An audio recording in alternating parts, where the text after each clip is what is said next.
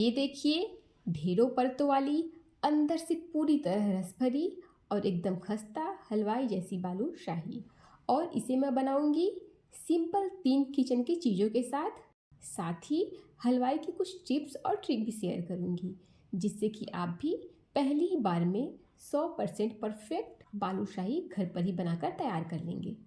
और साथ ही मैं आपको परफेक्ट मेज़रमेंट बताऊंगी, परफेक्ट आटा लगाना बताऊंगी, परफेक्ट चाशनी बताऊंगी और ये भी बताऊंगी कि आप इसे कितने गर्म तेल में और कितना फ्राई करें। इन सभी टिप्स और ट्रिक को फॉलो कर कर आप पहली ही बार में एकदम परफेक्ट खस्ता क्रंची रस भरी बालूशाही बनाकर तैयार कर लेंगे।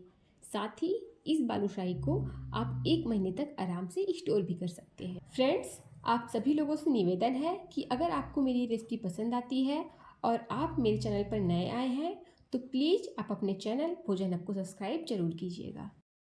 हलवाई जैसी खस्ता रस भरी बालूशाही बनाने के लिए सबसे पहले आप लीजिए एक बड़ी बोल। अब यहाँ पर मैंने लिया है 300 ग्राम मैदा। पूरा मेज़रमेंट मैं आपको ग्राम और कप दोनों से बताऊंगी। इससे आपको बालूशाही बनाने में बिल्कुल भी परेशानी नहीं होगी। तो कप से बोलूँ तो यहाँ पर मैंने 2.5 कप मैदा लिया है। परफेक्ट मेज़रमेंट रहेगा तो आपकी बालूशाही एकदम खस्ता और जूसी बनेगी, साथ ही अंदर से हार्ड भी नहीं होगा। अब हम इसमें डालेंगे चुटकी भर नमक और 1 छोटी चम्मच बेकिंग पाउडर, जो केक में डालते हैं ना, वही वाला। अब अच्छे से इन सबको मिक्स कर लीजिए। और यहाँ पर जो मैंने मैदा लिया है उसे मैंने छान कर लिया है।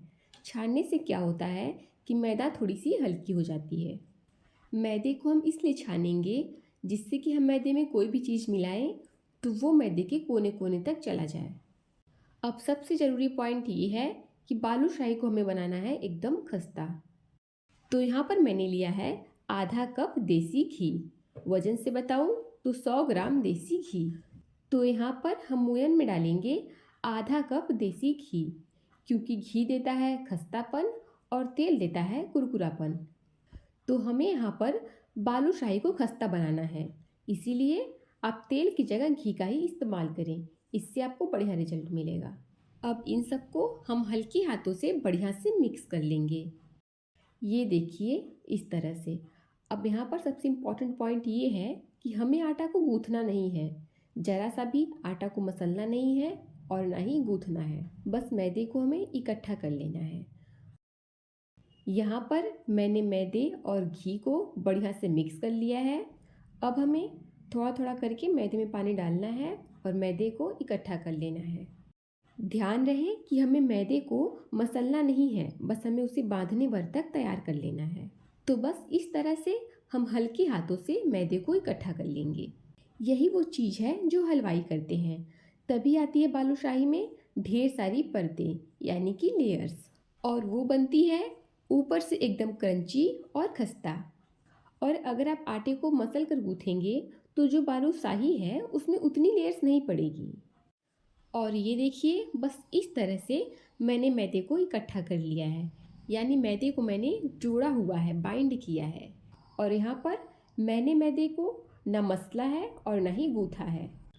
तो यही वो सबसे पहली ट्रिक है जो बनाएगी आपकी बालूशाही को एकदम परफेक्ट। अब इसे हम गीले कॉटन के कपड़े से ढककर 10 मिनट के लिए रख देंगे। अब हम तैयार करेंगे बालूशाही को एकदम रसीली बनाने वाली परफेक्ट चाशनी। परफेक्ट चाशनी बनाने के लिए हम चढ़ाएंगे गैस पर एक फैला हुआ पैन, जिससे कि हमें बालूशाही को डिप करने में आसानी हो। अब पैन में हम डालेंगे 400 ग्राम चीनी।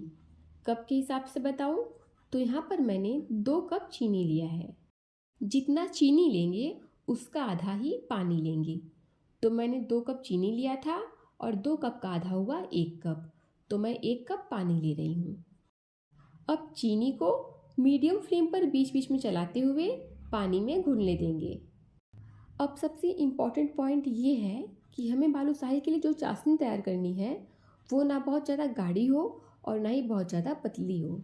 अगर आप चाशनी को बहुत ज़्यादा पतला कर देंगे तो जो बालूशाही है वो क्रंची नहीं बनेगी और नरम पड़ जाएगी। और अगर ज़्यादा गाढ़ी कर देंगे तो बालूशाही में अंदर तक रस नहीं भरेगा और ऊपर से ही चाशनी लगा रह जाएगा। अब साथ ही हम चाशनी में डाल देंगे कुछ केसर के धागे, जिससे कि हमारी चाशनी में बढ़िया से कलर आ जाए और खुशबू भी आ जाए। आप चाहें तो केसर की जगह फूड कलर का भी इस्तेमाल कर सकते हैं। अब आप देख सकते हैं कि चीनी पूरी तरह से पानी में घुल गई है और इसमें एक उबाल भी आ गया है। अब चाशनी को 1 से 1.5 मिनट तक लो फ्लेम पर हम और पकाएंगे, ताकि चाशनी हल्की सी चिपचिपी हो जाए। जैसे जलेबी की तैयार करते हैं ना चाशनी, बिल्कुल वैसे ही। तो हमें यहाँ पर इस बात का ध्यान रखना है कि जैसे ही चाशनी में एक तार आने वाली हो, उसके ही पहले हमें गैस को बंद कर देना है। 1 से 1.5 मिनट के बाद आप चाशनी को थोड़ा सा हाथों पर लेके देखिए। जब आप इस तरह से दोनों उंगलियों के बीच में चाशनी को चेक करेंगे तो देखेंगे कि एक तार पूरा नहीं आ रहा है, हल्का सा तार खिंच रहा है। बस इस तरह से हमें परफेक्ट चाशनी बनाकर तैयार कर लेना है।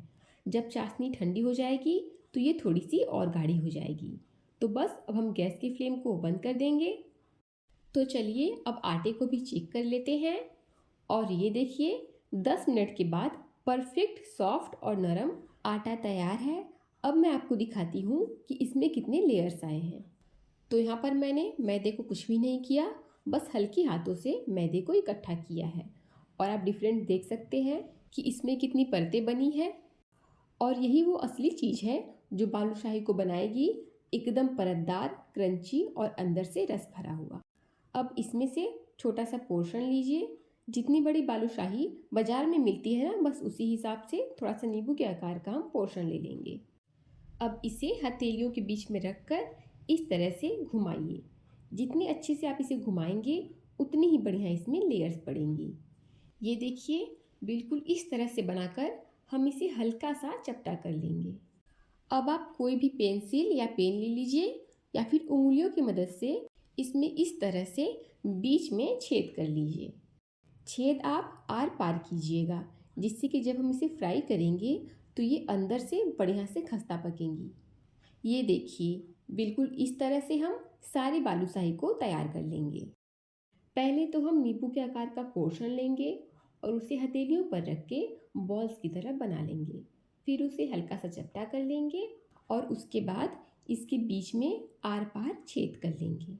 इस तरह से छेद करने से बालूशाही बढ़िया से पकती भी है और चाशनी अंदर तक जाती भी है, जिससे कि हमारी बालूशाही एकदम खस्ता और रस भरी बनती है। अब ठीक इसी तरह हम सारी बालूशाही को बना करके रख लेंगे। अब हमें बालूशाही को करना होगा फ्राई। तो उसके लिए सबसे इम्पॉर्टेंट पॉइंट ये है कि आप बिल्कुल हल्के गर्म तेल में ही बालूशाही को फ्राई करें। अब मैंने यहाँ पर गैस के मीडियम फ्लेम पर तेल वाली कढ़ाई को चढ़ा दिया है। अब जैसे ही तेल हल्का गर्म हो जाएगा, हम गैस के फ्लेम को लो कर देंगे और एक एक करके बालूशाही को तेल में डालते जाएंगे। अगर आपने थोड़े गर्म तेल में ही बालूशाही को फ्राई कर दिया तो क्या होगा कि बालूशाही ऊपर से लाल हो जाएगी और अंदर से पूरी तरह पक नहीं पाएगी। बालूशाही को तेल में डालने के बाद हमें इसे बिल्कुल भी टच नहीं करना है। धीरे धीरे आप देखेंगे कि बालूशाही ऊपर तैरने लगेगा, तो उस स्टेज पर हम इसे पलट देंगे। तो अभी आप देख सकते हैं कि बालूशाही तैरने लगा है और अच्छे से फूल भी गया है। अब इस स्टेज पर हम इसे पलट देंगे और फिर लो फ्लेम पर ही इसे बीच बीच में उलटते पलटते चलाते रहेंगे। और ये देखिए कितना बढ़िया से लेयर दिख रहा है और अभी तो ये अच्छे से फ्राई भी नहीं हुआ है। तो ठीक इसी तरह बीच बीच में बालूशाही को उलटते पलटते बढ़िया से लो फ्लेम पर 15 से 17 मिनट तक पका लेंगे। और अब आप देख सकते हैं कि बहुत ही प्यारा सा सुनहरा कलर आ गया है बालूशाही में और ये कितना खस्ता दिख रहा है। तो बिल्कुल ऐसे ही हम इसे लो फ्लेम पर धीरे धीरे फ्राई करेंगे। तो अभी हम इसमें थोड़ा सा और गोल्डन कलर आने देंगे और जब तक ये लो फ्लेम पर अच्छे से गोल्डन हो रहा है, तो जो हमने चाशनी तैयार किया था वो भी ठंडी हो गई है। अब हम चाशनी को हल्का सा गर्म कर लेंगे और हल्के गर्म चाशनी में ही तुरंत फ्राई किया हुआ बालूशाही डाल देंगे, जिससे कि बालूशाही बढ़िया से चाशनी को एब्जॉर्ब कर पाएगी।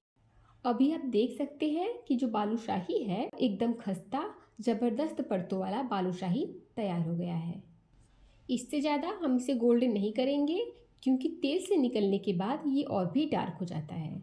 तो बालूशाही को हम इस तरह से छान कर गर्मा गर्म निकालेंगे और इसे हल्के गर्म चाशनी में डाल देंगे।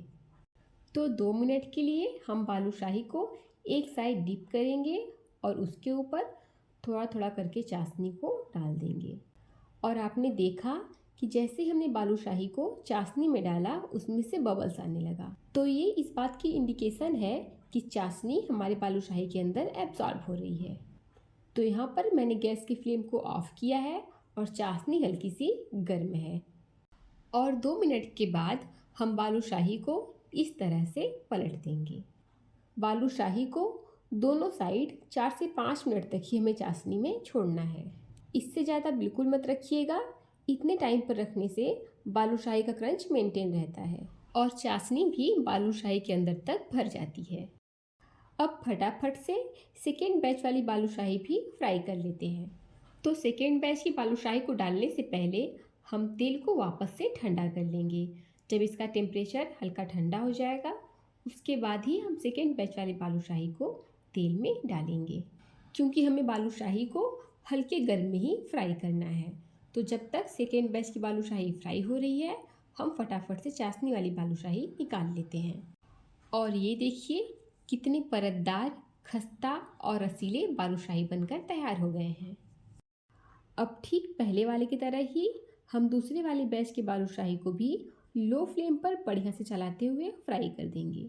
और जब ये बढ़िया से अंदर से पक जाएगा और सुनहरा गोल्डन कलर का हो जाएगा तब हम इसे छान के निकाल लेंगे और हल्के गर्म चाशनी में गर्मा गर्म फ्राई किया हुआ बालूशाही डाल देंगे।